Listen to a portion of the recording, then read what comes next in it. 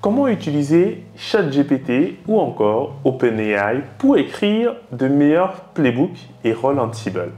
C'est à cette question que je vais répondre dans cette vidéo où je vais vous montrer pas à pas comment est-ce que cette intelligence artificielle peut nous aider à écrire de meilleurs scripts Ansible et même d'avoir des recommandations. Alors, grosso modo, cette vidéo rentre dans le cadre de la série de vidéos que j'ai déjà faites au sujet de cette intelligence artificielle et de qu'est-ce qu'elle peut apporter à un ingénieur cloud et DevOps.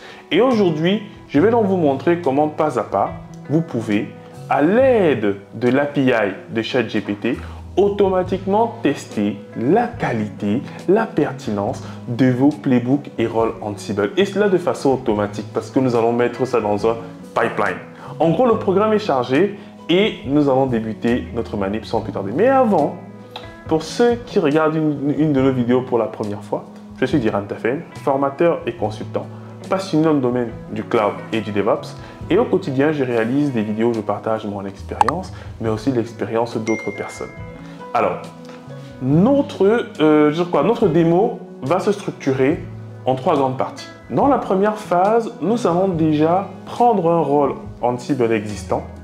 Nous allons le déployer et l'utiliser pour voir à peu près ce qu'il fait. Et surtout, il va nous permettre de mieux comprendre les tasks qui sont définis dans ce rôle Ansible. Ensuite, dans un second temps, nous allons utiliser OpenAI pour pouvoir exploiter la notion de callback, c'est-à-dire à chaque fois qu'une task de notre rôle va s'exécuter, mais du coup, une question sera posée à OpenAI pour savoir est-ce que cette task est écrite de la bonne façon? Qu'est-ce que tu en penses? Est-ce que tu as des suggestions?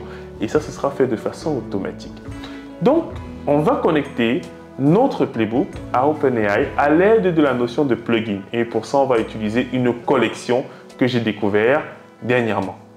Et dans la dernière phase, on va utiliser la notion de GitHub Action pour pouvoir industrialiser, automatiser notre test OpenAI, notre OpenAI Analysis de notre rôle Ansible. Et donc, au terme de cette vidéo, vous serez capable de mettre en place des tests sur vos playbooks ou sur vos rôles qui seront réalisés directement par OpenAI. Ça veut dire qu'il pourra vous dire par exemple que, alors, cette task-ci c'est bien, mais on aurait pu mieux faire. Il aurait peut-être fallu mettre des tags, vous avez oublié la documentation, vous devez rajouter tel ou tel composant à votre rôle pour qu'il soit beaucoup plus efficient. Bref, on va exploiter la masse de connaissances que OpenAI a pu accumuler jusque-là pour pouvoir produire de très très bons résultats. Et donc, nous allons nous rendre sur mon PC pour que je vous montre comment mettre en place cette chaîne complète et que vous pouvez déjà intégrer en entreprise pour qu'à chaque contribution qui a suivi votre playbook ou votre rôle, vous voyez directement quelles sont les recommandations au niveau de la pull request. Parce que oui, comme on va mettre en place un pipeline sur les GitHub Actions, mais du coup, quand quelqu'un fera une PR, le pipeline va se lancer et ensuite on verra en fait les logs que OpenAI va nous envoyer pour pouvoir nous dire effectivement ce rôle-ci on aurait pu mieux faire, cette task-ci ne couvre pas l'ensemble des use cases, il faudrait peut-être rajouter tel ou tel composant, donc c'est vraiment top. Et moi, j'avoue que je l'ai déjà implémenté chez quelques-uns de mes clients et ça marche plutôt pas mal. Alors, pour bien comprendre les recommandations, il faut s'y connaître dans Ansible parce que ce n'est pas lui qui va venir modifier notre code, il va juste nous faire des recommandations, donc c'est en 2 étapes. Et pour ça, je vous ai dit, je m'inspire du travail qu'a fait Sergey, que je vous présenterai directement sur mon post, qui a fait une superbe collection Ansible. À l'intérieur, il n'a qu'un plugin qui est un fichier Python openai.py et il vous faudra juste récupérer le token pour pouvoir définir les variables qui permettront de faire donc ces callbacks là directement à l'API de OpenAI. Sur ce, rendez-vous sur mon PC. Nous allons maintenant passer à la pratique les amis pour mettre en œuvre ce que nous avons indiqué en début de vidéo. Alors, pour ce faire, nous allons installer un certain nombre de prérequis sur notre machine. Je vous recommande d'utiliser une machine Linux, en l'occurrence CentOS 7, pour pouvoir réaliser la manip parce que les commandes que je vais vous donner viennent de ce système d'exploitation là. Vous avez le droit d'utiliser tout autre système d'exploitation. Deuxième précision les amis, il faudrait éviter de recycler une machine que vous avez déjà utilisée par le passé. Je m'explique. très souvent dans les formations, je me rends compte que il y a des gens qui utilisent en fait des VM qu'ils avaient utilisés pour d'autres TP, du Docker, du Kubernetes, du Jenkins, bref, et qui peuvent entrer en conflit notamment avec les bibliothèques et les librairies que nous avons utilisées. C'est pour ça que j'indique aux apprenants de grâce créer une machine virtuelle. Ça vous prend 2 secondes avec Vagrant. Si vous allez sur mon GitHub et vous regardez le repo Cursus DevOps, vous avez un certain nombre de stacks qui sont disponibles. Vous pouvez écrire votre propre Vagrant file. Ça vous prend 2 secondes. On a une formation sur ce sujet-là. Donc, grosso modo, je vous encourage vraiment à utiliser une machine virtuelle vierge afin de ne pas être trompé par d'éventuelles erreurs qui seraient dues à vos précédentes expérimentations. Je le précise toujours dans mes vidéos, mais je sais qu'il y en a qui ne suivront pas. Mais les amis, si vous ne suivez pas, n'écrivez pas des questions en commentaire, sinon je n'y répondrai pas du tout. Alors, donc pour CTP, on va utiliser donc Python 3.9. Donc, on va le compiler parce qu'on est sur CentOS 7 et CentOS 7 n'a pas dans son gestionnaire de package Python 3.9 disponible. Donc, on va installer tous les outils de compilation. Ensuite, on va installer Git et wget. On va récupérer le package et ensuite, on va le compiler. Et après l'avoir compilé, on va installer ensuite pip, qui est le gestionnaire d'installation de Python. Voilà. Et ensuite, on va donc l'utiliser pour installer Ansible. Tout simplement. Donc, on va énormément travailler notamment avec les librairies Python, vu que c'est du Ansible, et vu que l'API d'OpenAI qu'on va utiliser, bah, du coup, c'est du Python, bah, ça tombe bien. Et je vous recommande vraiment d'être sur les mêmes versions que moi. Python 3.9, c'est pour ça que je vous fournis mes commandes, les amis.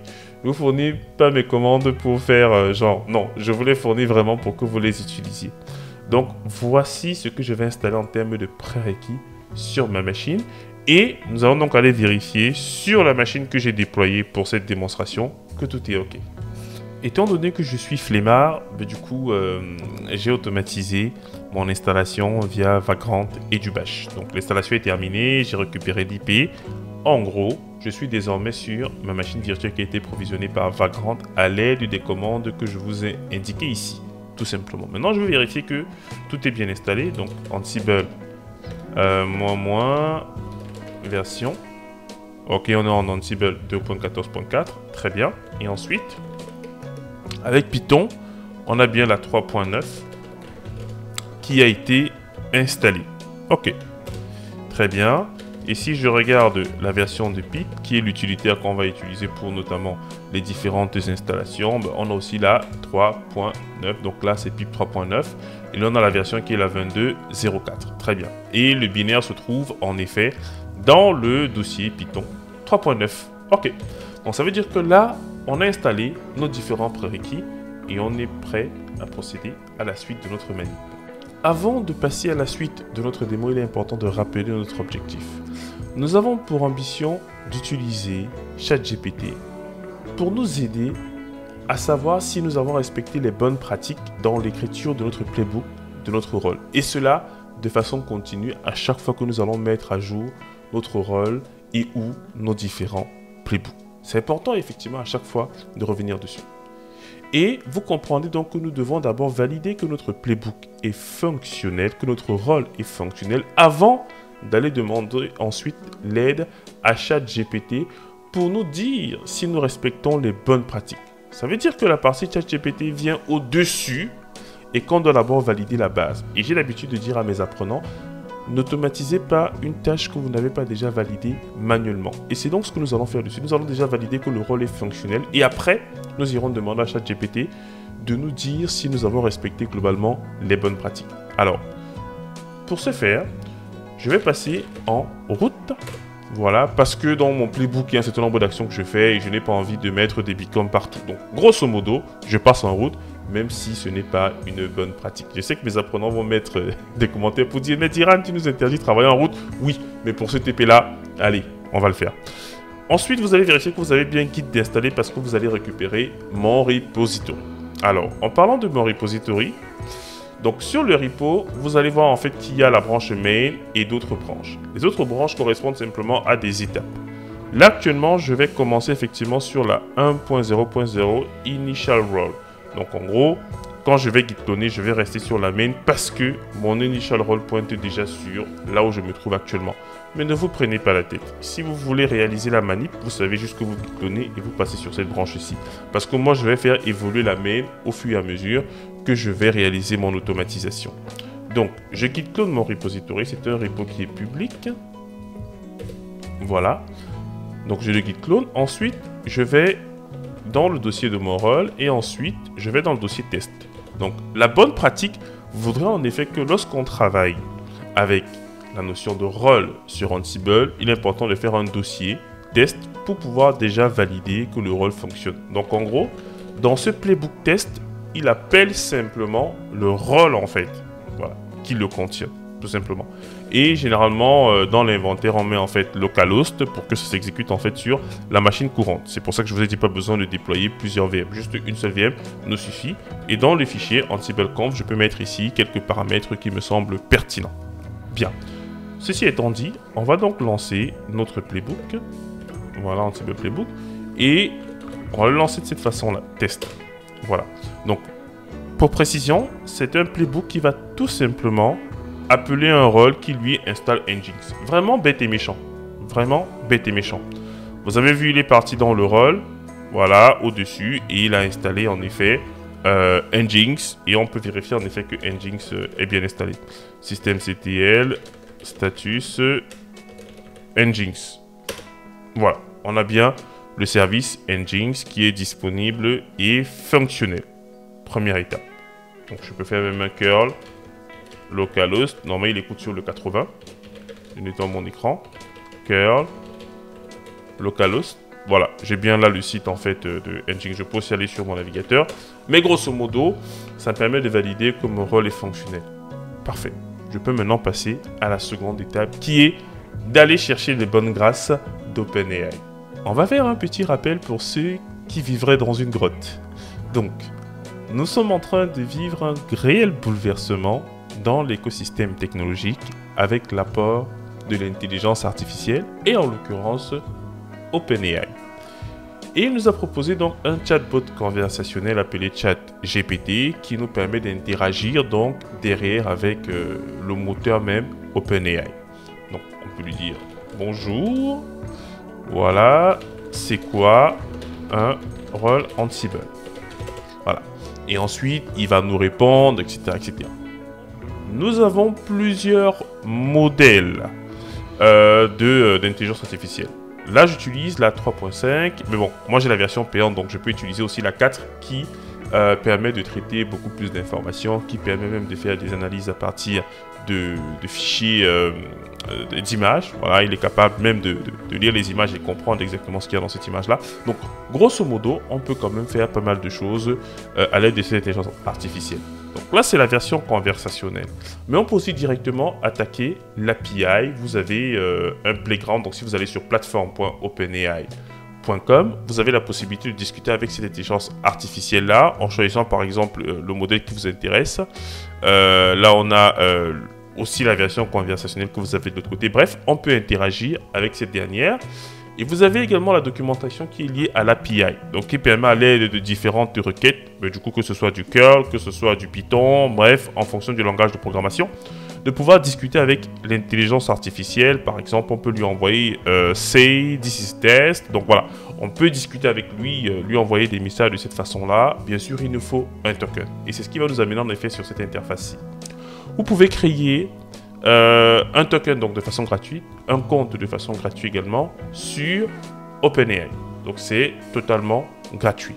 Mais sauf que pour pouvoir l'utiliser de façon programmatique, il faudrait la librairie qu'on va exploiter.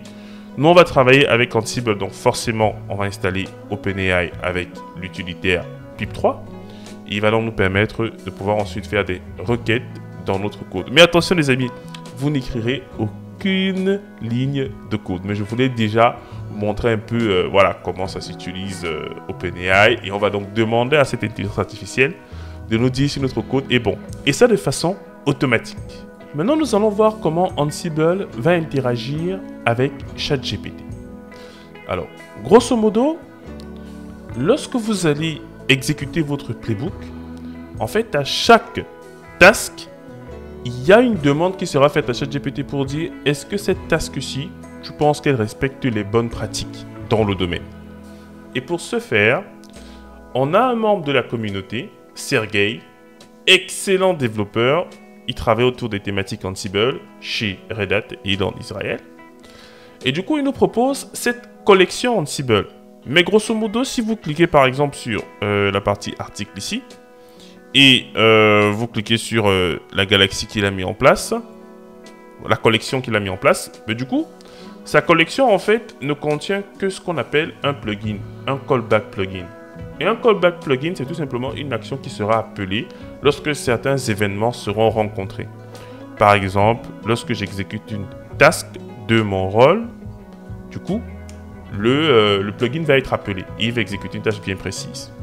Mais qu'est-ce qu'il fait donc exactement dans ce fameux plugin? C'est ce que nous allons donc découvrir ici. Si je reviens sur son repo, et je vais dans plugin callback, et là j'ai un fichier qui s'appelle OpenAI. Donc ce qu'il fait, il importe la librairie, blablabla, blablabla, très bien. Et ce qui m'intéresse, c'est à quel moment est-ce qu'il appelle donc cette intelligence artificielle. Vous voyez? Et donc là, c'est dans la partie callback module. Alors, ne vous focalisez pas sur ce que je suis en train de vous montrer ici, hein, les amis. Nous, on va utiliser en fait son rôle. Mais je sais qu'il y a des personnes qui ont un niveau beaucoup plus avancé, qui vont vouloir avoir un peu plus de détails. Mais globalement, l'appel en fait à OpenAI se fait ici. Donc vous voyez, là, il fait un print, il envoie la réponse. Vous voyez, get OpenAI description. Il définit le modèle. Ce sont des variables qu'on va définir nous-mêmes. Il définit également l'API, la temperature et le token AI. Tout simplement. Et du coup, là, c'est la partie set option. Et ensuite, lorsqu'on a une task qui va se lancer, ben, du coup, il va poser la question à OpenAI. Et lorsque on va lancer également le playbook, donc il a en fait modifié deux événements, ou alors il a surchargé deux événements dans Ansible. Le task start et également le play start. Et du coup, à chaque fois qu'il y aura en effet ces événements-là, il va donc appeler OpenAI pour dire « Oh OpenAI, est-ce que tu peux nous aider ?» Grosso modo, c'est ce qu'il fait en fait dans son plugin. Donc nous, il faudrait qu'on installe son plugin, via effectivement la collection qu'il a fournie. N'oubliez pas la nouvelle méthode de livraison des outils sur Ansible, c'est via la collection. Donc c'est ce que nous allons faire. Dans un premier temps, nous allons installer déjà OpenAI. Allez, la partie tech, intelligence artificielle pour pouvoir discuter avec l'API. Donc là, ce sont les librairies d'OpenAI. Ensuite, on va installer la collection de notre cher ami Sergey. Donc je vais clear mon écran. On va installer sa galaxie. Voilà. Et grosso modo, sa galaxie, ce n'est que son plugin en gros. Et il va mettre cela ici. Si je fais ls, voilà. Ce n'est que son plugin en fait qu'il y a à l'intérieur. Donc là, on vient d'installer ces outils-là. Il me faudra également mon token. Voilà. Donc si je vais dans mon compte personnel, View API Case, je peux générer un nouveau. Bien évidemment, les amis, je le supprimerai après la démo parce que je vous connais déjà trop avec le temps. Je sais qu'il y en a qui vont essayer de le recycler. Donc là, on vient d'installer l'ensemble des prérequis et on peut commencer à demander à ChatGPT ou alors à OpenAI de nous donner quelques informations. Nous sommes fin prêts à tester l'intégration de notre playbook à ChatGPT, à OpenAI. Alors, pour pouvoir appeler effectivement notre playbook avec le callback, il est important de fournir un certain nombre de paramètres à notre callback, à notre plugin callback qui lui va se charger de poser des questions à OpenAI. Donc, ce que je vais faire, c'est que je vais modifier du coup le fichier de configuration pour y rajouter les paramètres nécessaires au fonctionnement du plugin qui a été développé par Sergey. Donc je lui fournis quelques paramètres, en l'occurrence l'OpenAI key, l'OpenAI model, la temperature, bref, c'est les paramètres qui sont documentés dans le README qu'il nous fournit. Alors, pour fournir ce paramètre-ci, je vais tout simplement exporter ma variable d'environnement. Je ne vais pas l'écrire ici, c'est pour ça que j'ai mis en commentaire. Donc je vais tout simplement exporter le token que j'ai récupéré sur l'interface tout à l'heure. Voilà. Et qui sera bien sûr supprimé après la démonstration. Et ensuite, je vais donc lancer le playbook. Mais vous allez voir que je vais le lancer d'une façon un peu différente. Donc là, je vais le lancer Ansible Callback Enable. Et ensuite, je vais dire qu'effectivement, au niveau des callbacks qu'il faut activer, parce que n'oubliez pas, c'est un plugin et un plugin de type callback. Et donc, je précise que je veux enable le callback de la collection OpenAI de SSH, donc de Sergey en fait, c'est son nom. Et ensuite, Ansible Playbook et je donne ensuite mon playbook, tout simplement. Donc là, je lance l'exécution. Et il va donc commencer à me donner des informations sur mon playbook et ensuite me faire des suggestions. Parce qu'il y a deux actions qui sont faites. Première action, c'est en effet l'explanation. Et deuxième action, c'est la suggestion. Vous voyez? Donc là, c'est au niveau du play. Rappelez-vous, il y a deux jobs. Si je reviens sur le code de base, vous allez voir, il y a deux actions principales qui sont faites. Alors, il y a dans un premier temps, sur la task, vous voyez ici, play on task. Et ensuite, on a l'action... alors, on a l'action sur le play et on a l'action sur les tasks, pardon.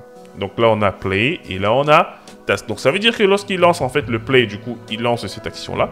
Et grosso modo, c'est vraiment très simple à comprendre. Ce qu'il a fait, on va dire, est vraiment très intuitif. Donc, il appelle tout simplement l'API à chaque fois. Il récupère la réponse, vous voyez. Et dans les arguments, il dit par exemple « Explain what this Ansible Playbook does ». Vous voyez. Et il donne l'argument. Donc, l'argument notamment, l'information sur le playbook. Vous voyez, il donne en fait le playbook de cette façon-ci, plain text. Donc, grosso modo, il envoie en fait le playbook. Et ensuite, il attend la réponse. Bien. Donc, là, si je reviens, on va un peu regarder quelques éléments qu'il a fournis. Donc là, il explique « This Ansible Playbook is specified, what we run all the time, blablabla. » Et il dit qu'il appelle, en effet, l'Ansible Engines Role ChatGPT. Ok, très bien. Ensuite, suggestion. « It would be helpful to also mention the purpose of the playbook. » Donc, nous, effectivement, on n'a pas fourni de documentation liée à notre rôle. Donc, il nous recommande, en effet, d'en faire un. Ensuite, il fait le gathering fact, il fait l'installation des EP release. Ok, donc il précise en fait que explanation, cette task donc permet d'installer très bien les EP release sur CentOS. Ok, et il précise bien que c'est l'OS CentOS. Ensuite, on installe Nginx, très bien. Donc explanation, il dit ce que la task fait. Il n'y a pas de suggestion. Ici également, il n'y a pas de suggestion. Très bien. Ensuite ici, là on a donc le restart du service. Donc il dit effectivement ici qu'il y a un restart qui est fait avec le tag donc always and tag it with always to ensure that it will always execute regardless of other conditions. Donc forcément il a regardé et il explique ce qui se passe. Donc, so, no suggestion, the text looks good. Donc, grosso modo, on n'a pas trop de recommandations ici. Mais attention, les amis. Ce qui est un peu fou avec ChatGPT, c'est que vous pouvez lui poser une question, on va dire avec OpenAI, c'est que vous pouvez lui poser en fait une question et derrière, en fait, sa réponse change à chaque fois que vous exécutez. Vous voyez? Donc, c'est comme si il vous sort en fait de dire quoi? Une nouvelle façon de réfléchir à chaque fois. Donc c'est comme si vous lui redonniez le concept, le contexte, pardon. Et du coup, lui, il va à chaque fois vous donner des réponses qui sont proches, certes, mais pas formulées de la même façon. Vous voyez? Donc c'est ça qui est vraiment pas mal. Vous voyez que là, par exemple, les textes qui nous affichent ne sont pas exactement les mêmes. Mais grosso modo, il nous donne toujours des suggestions, des playbooks could be benefit for additional information purpose. Voilà, c'est parce que cette intelligence artificielle-là se remet dans le contexte et essaie de nous donner pas mal de choses à faire. Donc là, par exemple, on a le restart, il nous a donné des suggestions. These tasks look good and service purpose. However, it will always beneficial to have some error handling. Vous voyez, là maintenant, il parle de la gestion des erreurs, au cas où effectivement ça échoue. Et c'est ça qui est aussi intéressant. Donc en gros, cette intelligence artificielle-là nous permet en effet de pouvoir savoir si on a suivi quelques bonnes pratiques et surtout s'il a des suggestions à nous faire. Parce que n'oubliez pas que OpenAI a une grosse base de données et ça peut être un allié de taille lorsque nous écrivons du code. Bien évidemment, on ne va pas lancer cette commande à chaque fois. Moi, ce que je vous propose de faire dans la dernière partie de notre démo, c'est plutôt de mettre ça en place dans notre pipeline CI que nous allons réaliser sur les GitHub Actions. Je répète encore. Maintenant qu'on sait qu'OpenAI fonctionne, on va tout simplement mettre ça dans notre pipeline pour tester effectivement notre code en continu, c'est-à-dire pour avoir des recommandations là. Parce que les gens, lorsqu'ils vont en fait faire des pull requests, ce serait intéressant de voir s'il y a des recommandations de code pour qu'on puisse dire aux développeurs qu'attention, est-ce que tu pourrais peut-être modifier ceci, voilà. Ou même le développeur pourra regarder les recommandations d'OpenAI et voir en effet que ça fonctionne. En tout cas, qu'on a une meilleure lisibilité du code. Donc moi, je trouve que c'est vraiment très très pratique. Le but, c'est que ce soit joué à chaque fois qu'il y a des contributions au code. Et c'est pour ça qu'on va passer à la seconde partie. Alors, nous allons maintenant committer notre code avant de passer à la suite. Alors, add, git commit-m, on va dire add, callback, open, AI. Voilà. Git push. Origine, main. Voilà, et je mets mon token. Très bien. Alors, bien évidemment, ce n'est pas une bonne pratique de pusher sur la branche main, on est bien d'accord. Donc là, si je viens sur mon repo, donc mon repo a bien été mis à jour. Très bien, très bien. Now, ok, parfait. Alors, et nous avons vu également les manquements qui sont liés à notre repo, donc via les suggestions. Et je vais créer à partir de là une autre branche. Donc, all branch, et je vais la marquer en 2. Comme ça, vous saurez exactement à quel niveau je me situais. Donc là, call back et enable. Très bien. Ok, très bien. Donc là, on a cette branche. Maintenant, on va passer à la partie automatisation, la partie pipeline. Let's go. Afin de tester en continu et d'avoir les recommandations en continu d'OpenAI, nous allons mettre en place une pipeline qui va permettre en effet pour chaque pull request de réaliser cette analyse-là d'OpenAI du code que nous avons maintenant. Alors, grosso modo, ce que j'ai fait, c'est utiliser les GitHub Actions via la notion de workflow pour créer un fichier qui s'appelle openai.yaml. Alors, ce fichier décrit tout simplement le scénario que j'ai envie d'exécuter. Alors, je pars d'une machine Ubuntu, je dis la version de Python que je veux, je précise également la version d'Ansible que je veux installer. Je définis cela sous forme de matrix.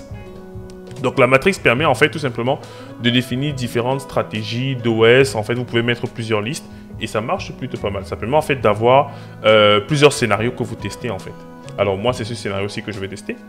Alors, je récupère le code, j'installe Python, j'installe Ansible et OpenAI.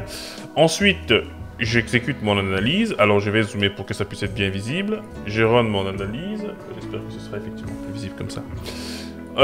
Donc ensuite j'installe la collection donc de notre cher ami Sergey. Je vais dans le dossier test. En fait, je fais les mêmes opérations que nous avons réalisées manuellement. Et c'est pour ça qu'en début de vidéo, je vous disais, il ne faut jamais automatiser quelque chose qui ne fonctionne pas déjà. Vous devez déjà voir en local ce que ça donne, le résultat. Et là, j'ai simplement rajouté l'option « check » pour qu'il n'exécute pas fondamentalement l'opération. Étant donné que je suis sur un Ubuntu, en fait, je n'ai pas envie qu'il réalise vraiment l'action. En fait, j'ai simplement envie qu'il fasse du check. Donc, tu sors une sorte de dry run. Voilà, il simule comme s'il va l'exécuter. Donc, parce que mon but, c'est simplement que le code, en fait, soit analysé.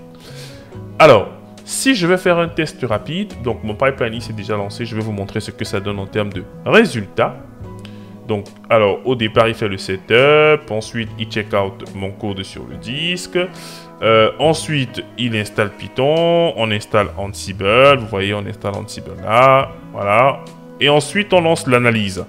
Donc, au niveau de l'analyse, donc on installe effectivement la collection. Et ensuite, on lance notre playbook. Vous voyez, c'est les mêmes messages, en fait, qu'il nous fournissait tout à l'heure.